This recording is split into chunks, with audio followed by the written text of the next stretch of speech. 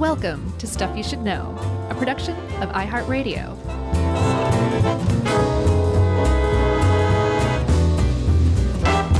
Hey, and welcome to the podcast. I'm Josh, and there's Chuck, and Jerry's here too, and we're just getting conspiratorial here on Stuff You Should Know, the podcast. That's right.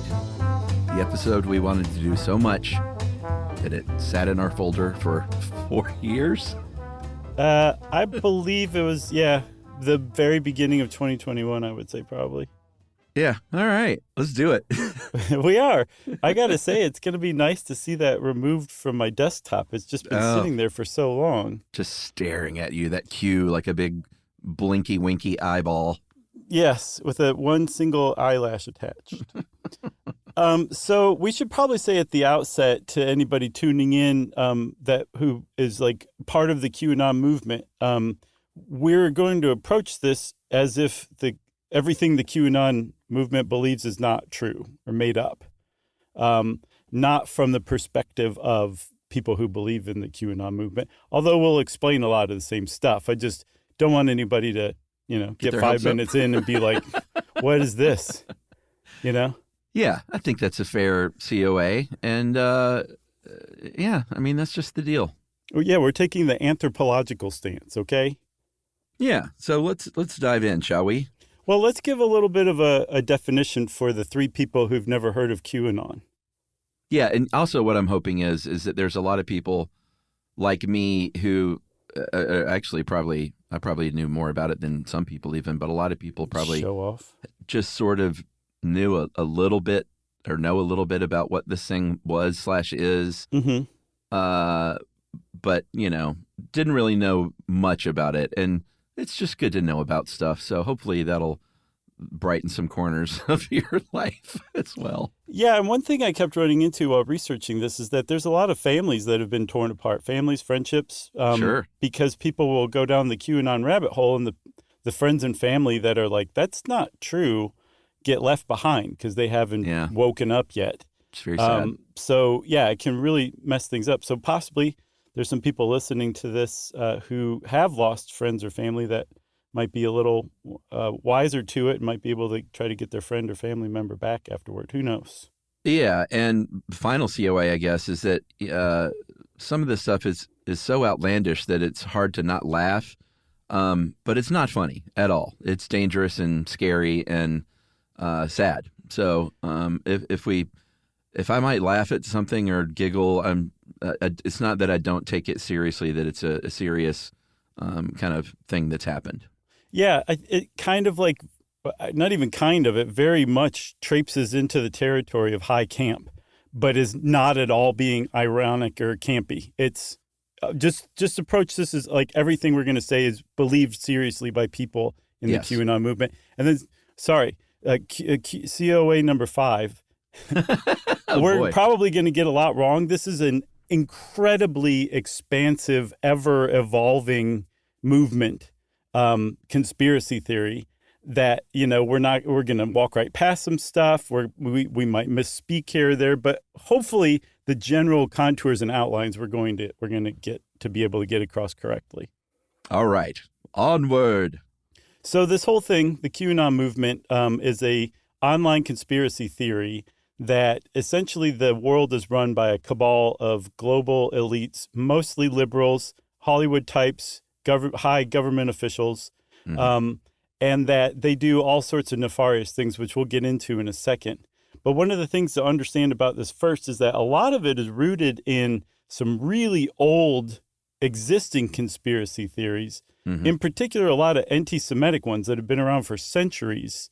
In particular, the blood libel is one that Jews for like 1,000 years, essentially, maybe longer, have been persecuted, executed, massacred because of rumors that they steal Christian babies and kill them and use their blood to make leavened bread or unleavened bread for Passover.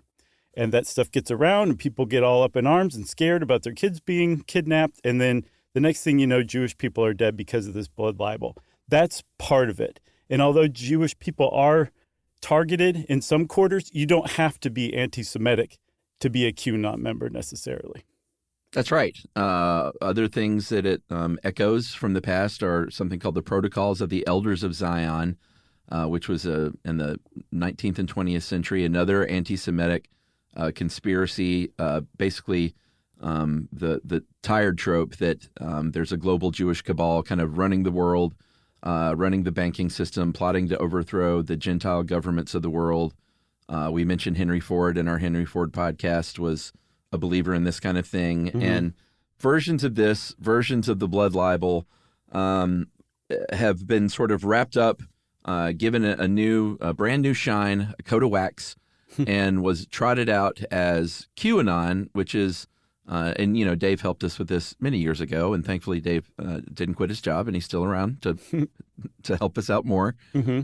But it's a catch-all. It's this conspiracy that you said is very vast, very wide-ranging, but mostly has to do with these powerful liberal elites that are, some are pedophiles, some are Satan worshipers, some, they claim, literally eat children. And we're talking about the Clintons, of course, and we're talking about Tom Hanks and Oprah Winfrey and George Soros and Ellen DeGeneres, and even the Dalai Lama. Yeah, and Pope Francis.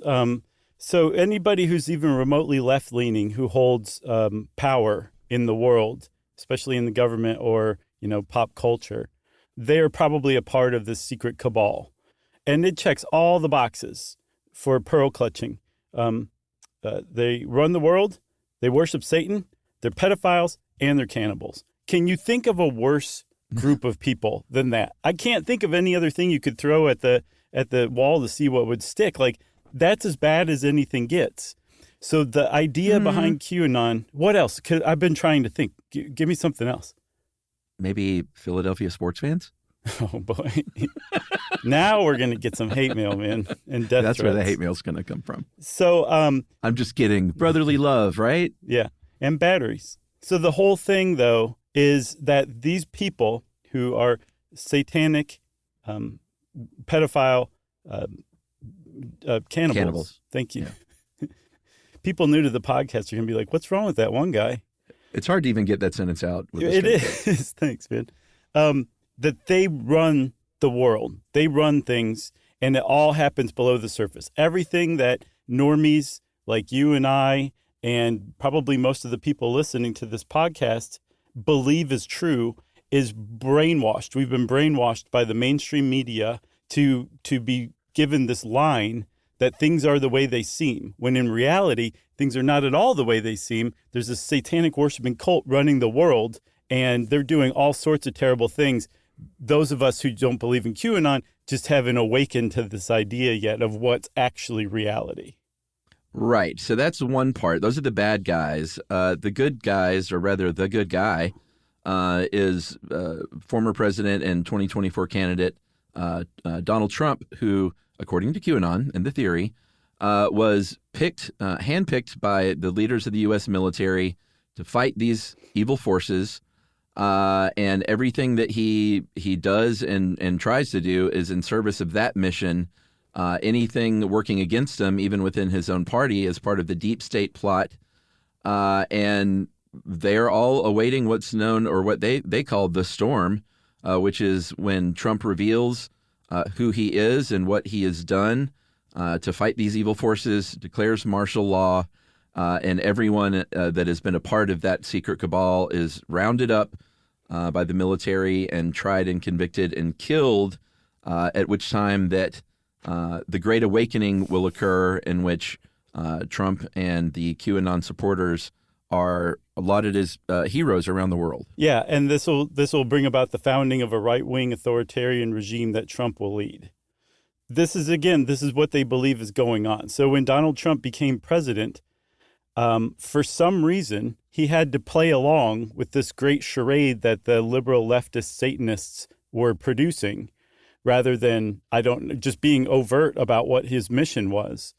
So that means that since he had to play along, he had to leave he had to give little winks and nods and leave what are called breadcrumbs, which are little bits of information or little clues that the QAnon community dissects, discusses, argues over, and what that's called is baking. They take the breadcrumbs and they bake it, And when they finally come to some sort of consensus or somebody comes up with the best, craziest interpretation of it, that becomes basically the QAnon canon. And that spreads throughout social media. And then the QAnon movement just gets that much more solidified, that much more extensive. And because of these tweets on social media, some people say, well, what the heck is everybody talking about? And we'll go look this stuff up and very often fall down the rabbit hole and become QAnon members themselves. That's right. So are we done? Yep, that was it. That's everything you need to know about QAnon, everybody. Yeah, let's just read 6 ads and go home. There's 2 more things I wanted to add about this global Satanist, pedophile, cannibal elite that's running the world secretly. They are also suspected by some to be actual lizard people, which is a direct ripoff of V, the miniseries from the early 80s. And then secondly, the reason that they sacrifice the kids that they sexually abuse is because they're after their adrenochrome, which is... This is pretty fun. Adrenochrome is metabolized adrenaline. It's oxidized adrenaline. And according to QAnon, it's like the elixir of life. So these Satanists are sacrificing kids to get their adrenochrome and drinking it, and they're staying forever young and vital. And there's a few things wrong with this. One, it seems to be based on a misinterpretation of what adrenochrome does and where you get it, based on Fear and Loathing in Las Vegas. Because Hunter Thompson has basically a throwaway intimation that the adrenochrome that he does and goes on a crazy trip over it can only be gotten from the adrenal gland of a live human, right? That's right. And that is not true. It's synthesized in a lab. You can, it's available. That is not true at all. So none of that is true. Okay. So I think we laid the foundation pretty well. Like that's essentially the greatest broad strokes of what people in QAnon believe is going on in reality. That's right. Should we take a break? I think so. All right. We'll come back and we'll talk about pizza right after this.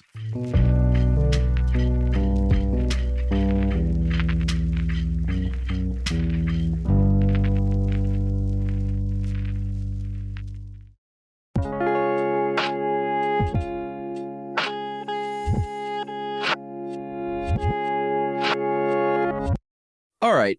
We promised talk of pizza. That's because you can't talk about QAnon without mentioning a bit of a precursor to QAnon, which was Pizzagate. That is to say in 2016. And this is, we should say that the first QAnon sort of activity, which are called QAnon drops, started in 2017, kind of like October.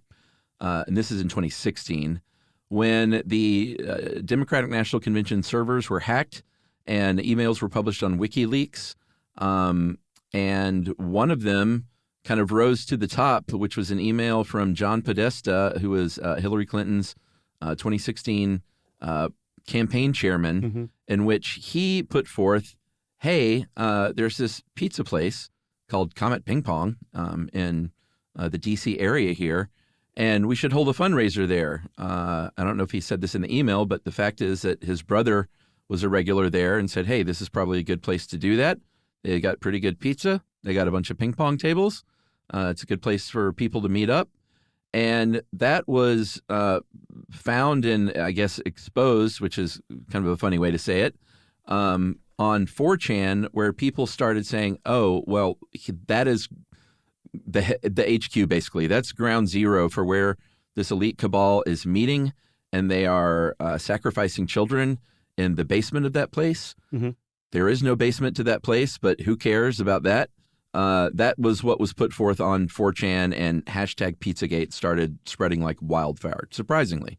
Yeah, and the fact that there is no basement means, so according to like QAnon thinking, that means that it's hidden. And even if we don't have any proof, it's there because the fact that it's being used by this secret cabal and it's hidden is proof that it's there, right? That's the kind of circular thinking that keeps these things going. And in Pizzagate in particular with Comet Ping Pong, within a month, October 29th was the first post about how this is one of the home bases of this child sex trafficking that this cabal engaged in.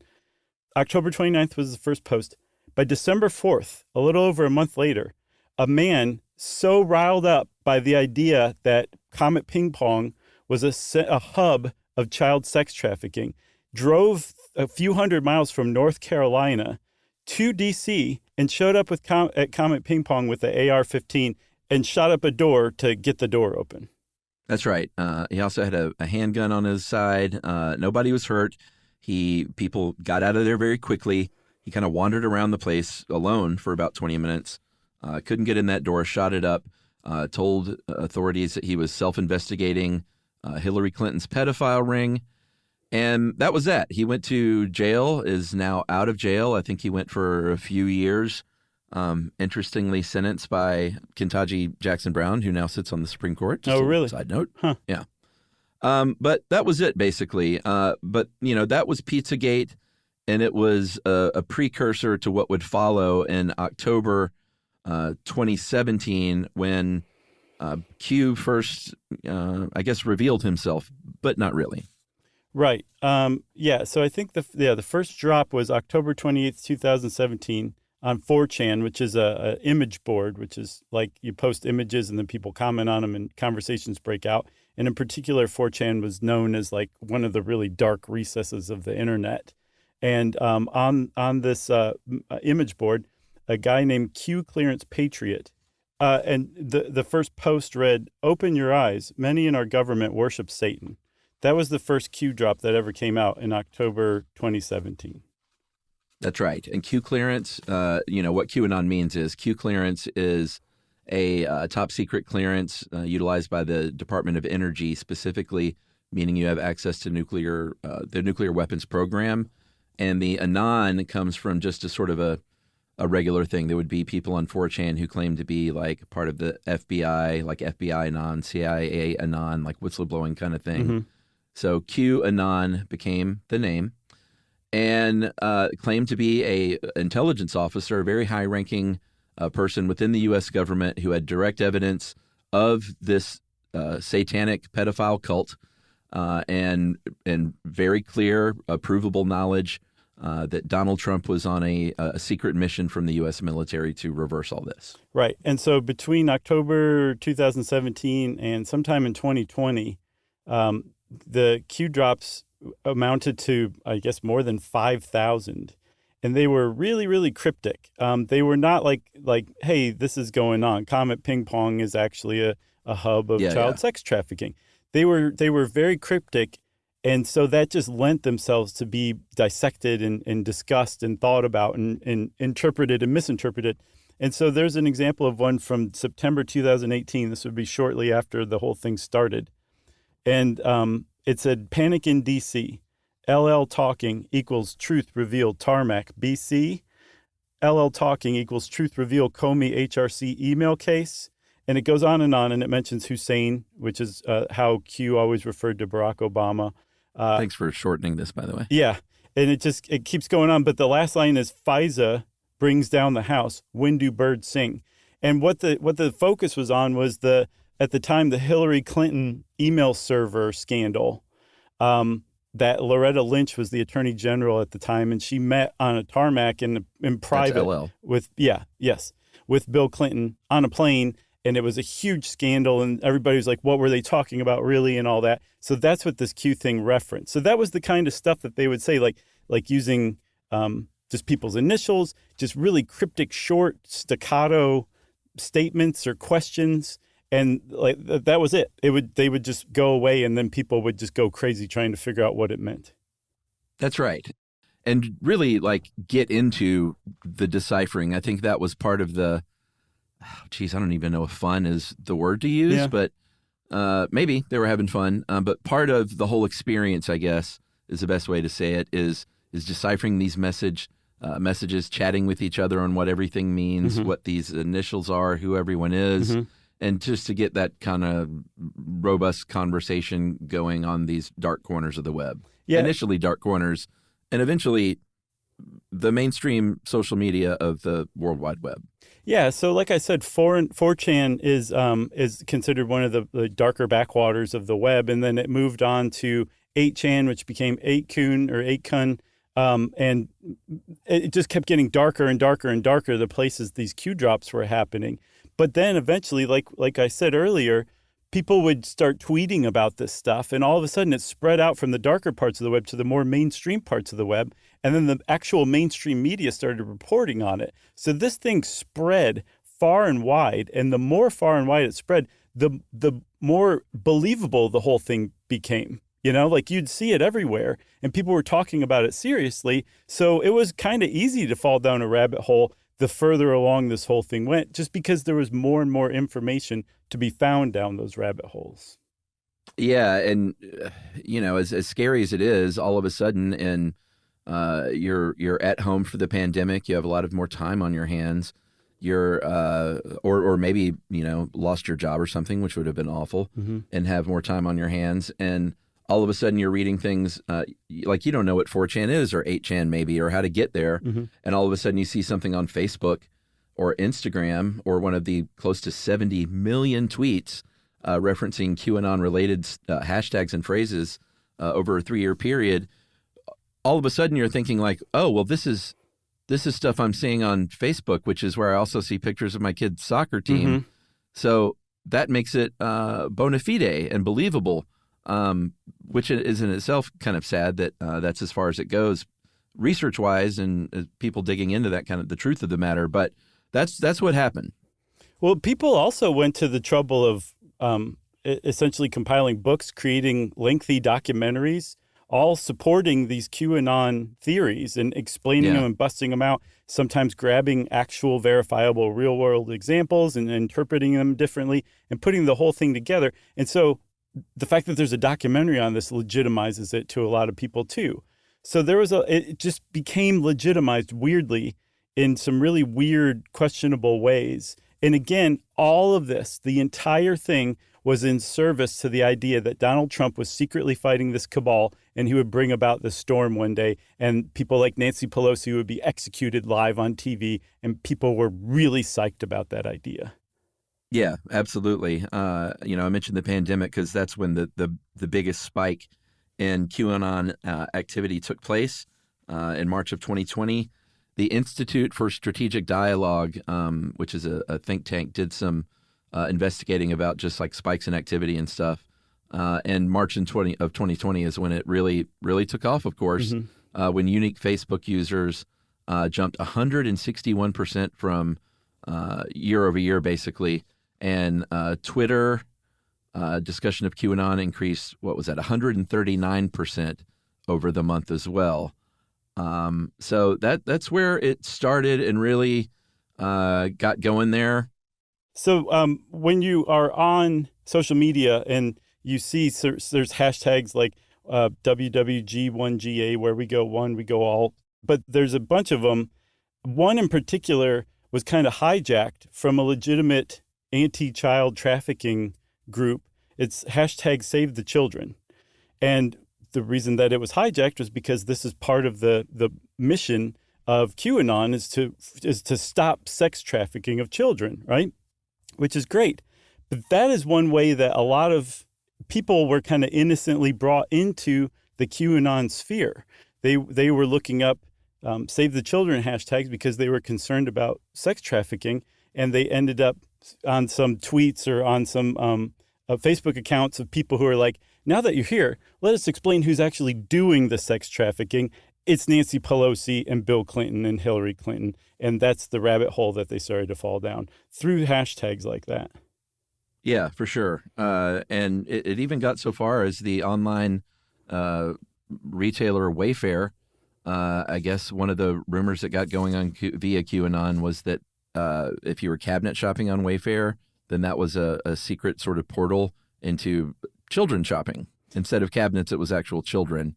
And the other thing we did mention about Pizzagate is that when John Podesta in his email was talking about cheese pizza, it was really child pornography. So it's like things like that were getting twisted around and served to a willing audience. Yeah, that whole thing, like $10,000 cabinets with female names, that just got translated into, well, Wayfair is a sex trafficking site. And one of the first posts I saw, the person led it with "my spidey senses tingling." And that's how it just took off. Somebody's spidey sense was tingling. There was a weird price for a cabinet and a girl's name, and that's all it took. So that's how that stuff spreads. It's how it takes root. And that's just the thinking that people have with QAnon. There's all the clues are everywhere, and nothing is what it seems. Yeah, for sure. So we mentioned how presidential candidate Donald Trump was the supposed savior for all this sex trafficking and everything that's going on. Mm-hmm.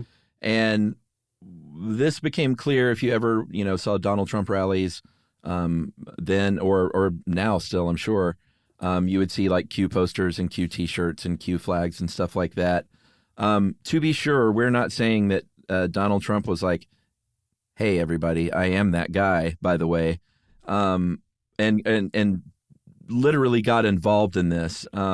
When he was asked, though, directly over the years, specifically in August of 2020, they asked him point blank, are you courting these QAnon followers? He said he didn't know anything about it. Mm-hmm. And then, quote, I heard that these are people that love our country. I understand they like me very much, and it's gaining in popularity.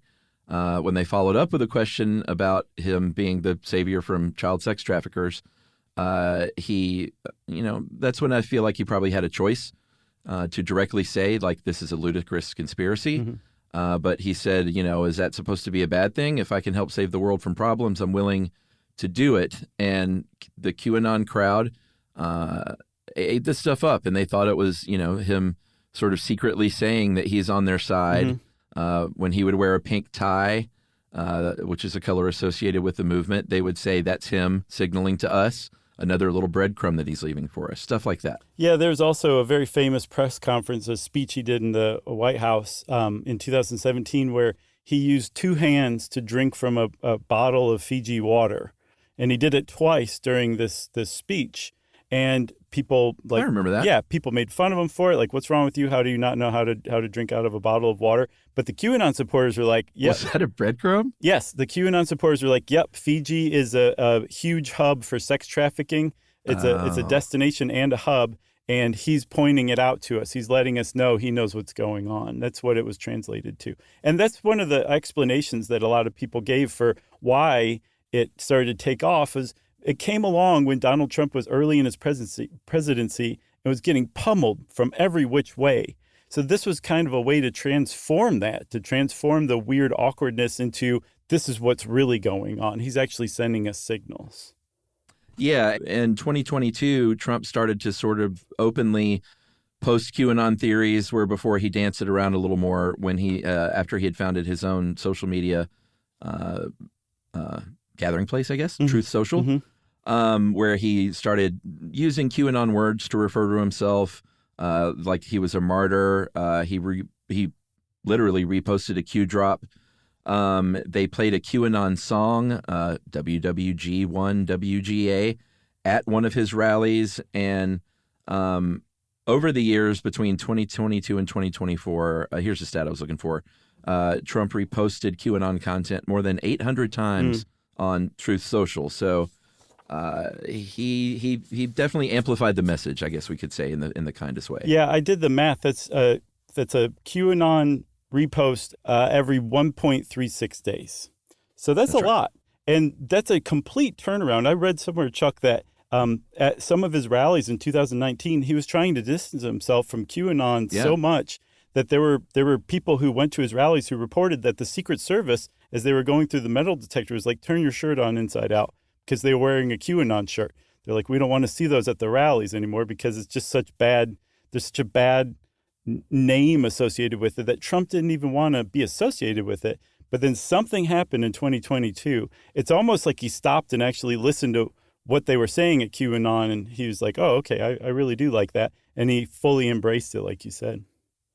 Yeah, but here's the thing, is when you're dealing with a false conspiracy like this that's based on the idea of a deep state and secrets, there's no turning it around. You can't prove it wrong. Right. Even if he came out and fully denounced it, which he never did, they would then just say, that he's got to do that because it's all part of the big secret. So it's one of those sad cases where it's born out of paranoia and untruth, such that you can't truthify it. Like, no amount of truth will get the most ardent believers to think that they're not right. No, for sure. And one of the things that I saw also that explained it, in addition to like paranoia, anger, that kind of thing, is you kind of hit upon it earlier when you were questioning, like, is it fun? And I think it definitely is fun for a lot of people because it's, I saw it described as hazardous participatory civics. So like these people in their way are participating in the machinations, the secret machinations of the government. So I think it is thrilling and fun in a lot of ways, too. I don't think it's 100% negative or angry or ragey. I think that for people in the QAnon movement, there's a lot of positivity to it, too. And I think there's one other thing to mention about QAnon people here, Chuck, especially the influencers. They are well aware that their beliefs look totally crazy to people in the mainstream, people like you and me who just believe things are the way they seem they are. But to them, we just haven't woken up to reality yet. So there's not like just a total loss of perspective and self-reflection. It's just been inverted in a way. Like you're the one that's deluded, not me. That's right. All right. So I think we should take another break. Mm-hmm. We'll come back in a second and talk about who this Q person might be. And stop your emailing because Hazardous Participatory Civics is the best band name that we've ever had. We'll be right back.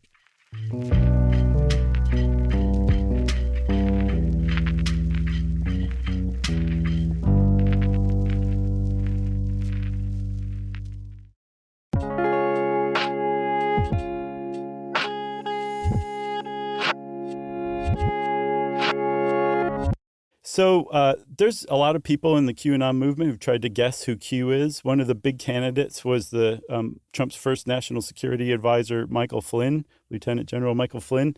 And we'll get to him again in a minute. But if you don't believe that QAnon's real, there's some really good candidates for who posted these QAnon drops. And crazy enough, it seems to have been two different people. And the second group of people wrested control of QAnon away from the guy who originally started it. Yeah, and this story gets a little confusing. Is there a way we can simplify this a little bit? Yeah, I think I can. You want me to try? Well, sure. Well, let me set up the players first, Okay. And then you can simplify what happened there. What everyone seems to think is that the current Q, even though, and we'll get to how much Q is around these days at all a little bit later, but the last Q or whatever, most recent, was a father and son team named James and Ronald Watkins, internet entrepreneurs, Americans living in the Philippines, where they owned and ran 8chan, which was that message board that originally hosted that Q account. The other guy that we need to mention here is a guy named Frederick Brennan. He was the original creator of 8chan, but left those boards when it became clear that it was just a home for the worst stuff on the internet. Yes, and he turned into the greatest critic and largest source of information about who really is Q, because he knew the Watkins is. That's right. And now maybe if you can explain how it was, the mantle was unwillingly passed. Okay, so what people think is that the first guy who actually was Q was a South African man named Paul Ferber, who was intensely interested and fascinated by American politics and conspiracy theories. And they think that he's responsible for the first Q drop up to sometime in 2018, that he was the original Q. The whole thing started on 4chan, but very quickly migrated to 8chan because apparently Q's account got hacked and he had to create a new account. So he moved to the more anonymous, more secure 8chan and started posting there. That's right. And he started posting on a message board called CBTS, Calm Before the Storm. And he owned that subboard. Paul Ferber did. So that was his subboard. Yeah. And so that means that he could see who was posting. He could see like their actual metadata, right? So he was the only person who could verify that Q was Q. Same thing when they transferred from 4chan to 8chan. He was the only person who could verify that this was actually the same guy, same IP address. So believe me, everybody, it's the same Q. So go ahead, Q, essentially is what they were saying. And then all of a sudden, in 2018, Paul Thurber said, hey, Q's account got hacked again, everybody, so we're going to have to start a new account. But then, probably very much to Paul Thurber's surprise, Q joined in and said, actually, no, my account hasn't been hacked. Paul Thurber's been compromised, so I'm going to start posting at a new board. This would be a board that Paul Thurber had no authority or administrative duties over, but Jim and Ron Watkins did. So now they were the only ones who could verify who Q was. And so they think that with that transition, and because they had administrative domain over 8chan, they took Q away from Paul Thurber and started posting as Q themselves. Yeah, and to be clear, this was the second time that account had been hacked. I do want to mention also that the first time it was hacked, it was found out that the password for Q originally was Matlock, which I just think is hysterical. One of the few laughs we're going to get here. Yeah. But the reason that the Watkinses wanted to sort of wrestle that away was because at some point, Thurber started appearing on some right-wing conspiracy like YouTube shows and stuff like that, YouTube programs. So it was getting out there in a more mainstream way. And the Watkinsons were like, hey, this is, we can turn 8chan into a real conspiracy hotbed for the online right-wing space. And so they saw an opportunity, basically. Right. So it gets way more intricate than that. Like Fred Brennan has really gone into great detail to dig up a lot of evidence that all this happened. And we're not going to go into it here, but suffice to say that most people agree that he's probably right about this, that it started out as Paul Thurber and then turned to Ron Watkins. And the whole thing went until about June 2020 and then stopped. And those seem to be the canonical Q drops. And then they picked up again in, I think, 2022. And as we'll see, those kind of got ignored because the community had changed so much in those 18 months without Q dropping Q drops, right? But in the meantime, the movement had taken over. I saw it described as it didn't need Q anymore. It had become its own, what was I saw written as the world's first open source cult, where anybody could add or subtract or debate or help create this, again, ever evolving mythos of what was really going on in the world with Donald Trump at the center of the whole thing. And the problem with that is that it made it out of the darkest corners of the internet to the mainstream internet, to the mainstream media, and then into real life, to where it very frequently, I think you could use the word frequently, disturbed individuals who had fallen down the QAnon hole acted out in real life violence. Not just the Comet Ping Pong guy from North Carolina. There's a whole slew of people who have engaged in real world violence because of what they learned about from QAnon.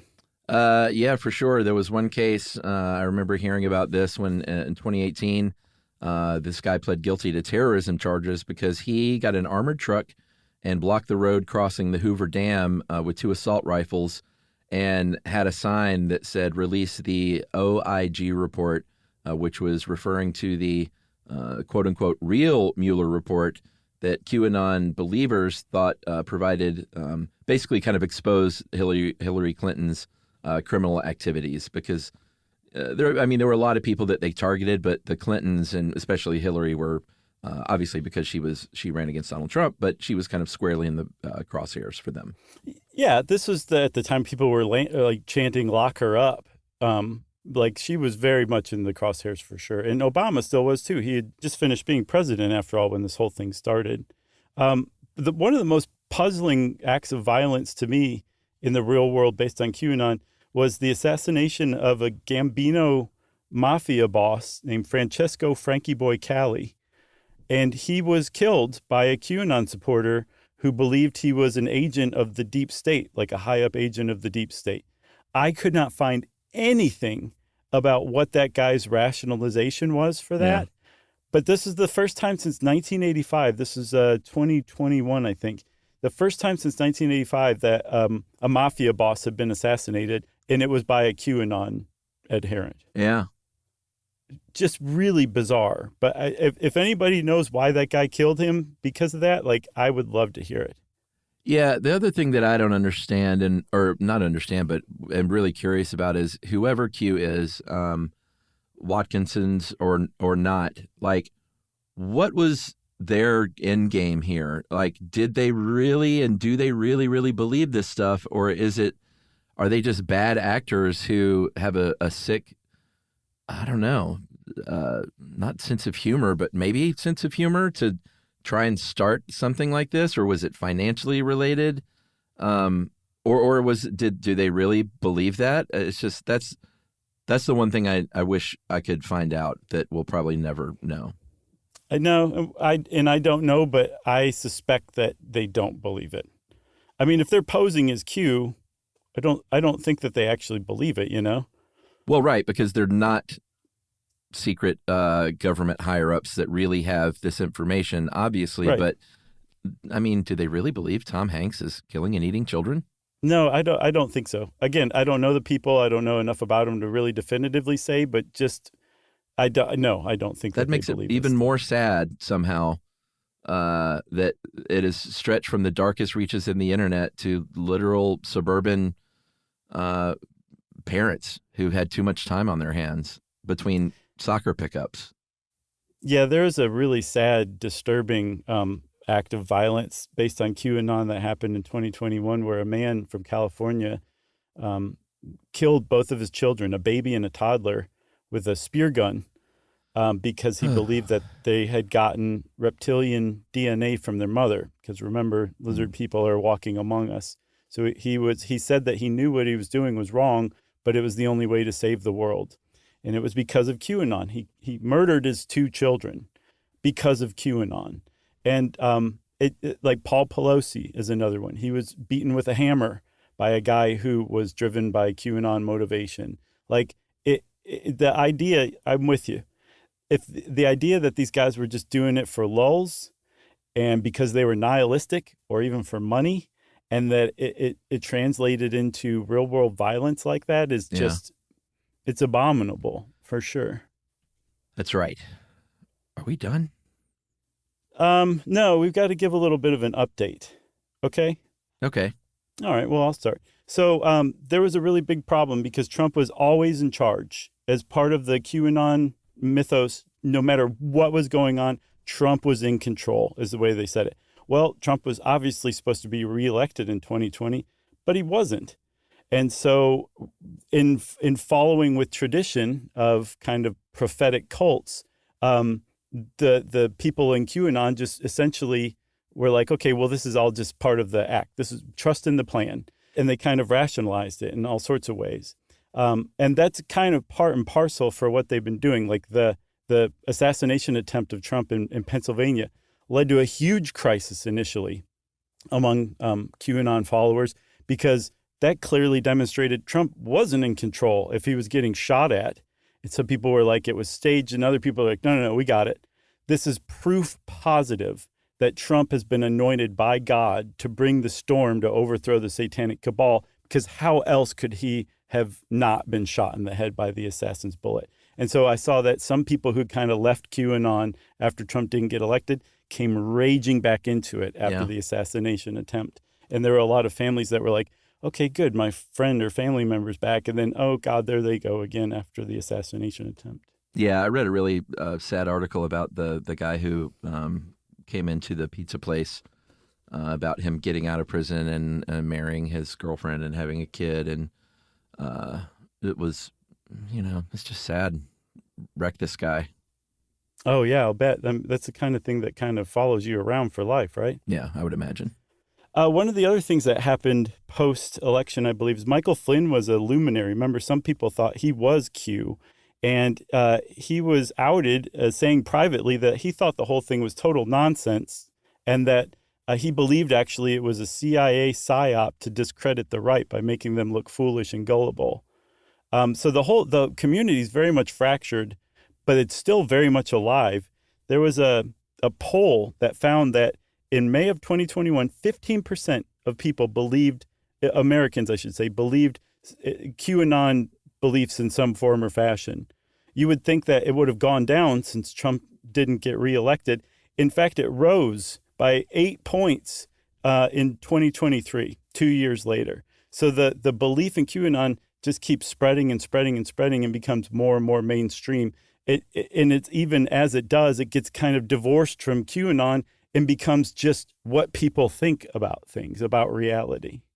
I'm sorry, I checked out and I was just thinking in my head, I was just hearing What a Wonderful World by Louis Armstrong over and over. That's your happy place? Trees of green. That's all I heard. That's a good... How am I not surprised that you do a great Louis Armstrong? Oh, he's easy. I would have guessed you did the Izzy Hawaiian Guys version. Oh, that's a fun one, too. Or no, he did Somewhere Over the Rainbow. I'm sorry. Yeah, that's right. Somewhere Over the Rainbow. There's one other thing. Let's leave on a semi-positive note, Chuck. A couple of different places I saw people who were interviewed who had lost a friend or family member or hung on to a friend or family member while they'd fallen down the Q rabbit hole. And the fact that they gotten them back universally was because that person stuck with them, let them know they didn't agree with them, but they loved them nonetheless. And as they put it, provided a soft landing place for the people when they finally were like, this isn't real. I can't believe that I've believed this for so long. They were there for them without any kind of judgment or cruelty or I told you so. And that helped allow the people to kind of get back on their feet in a very gentle manner. Yeah, and there's a lot of great websites and organizations that have now had to help people through this stuff. And like, how do you help your family members and things like that, like you were just talking about. Certainly one place you can start is the Anti-Defamation League website, but there are plenty of places to go so you don't just like argue with your family member and tell them they're not using rational thought with stuff like this. You got to try a different tack there. Yeah, and there's all sorts of advice all over the internet. So if you want to look, go find it. And be careful what you do look for there. Be careful of the hashtags you follow. And since I said that, obviously it's time for listener mail.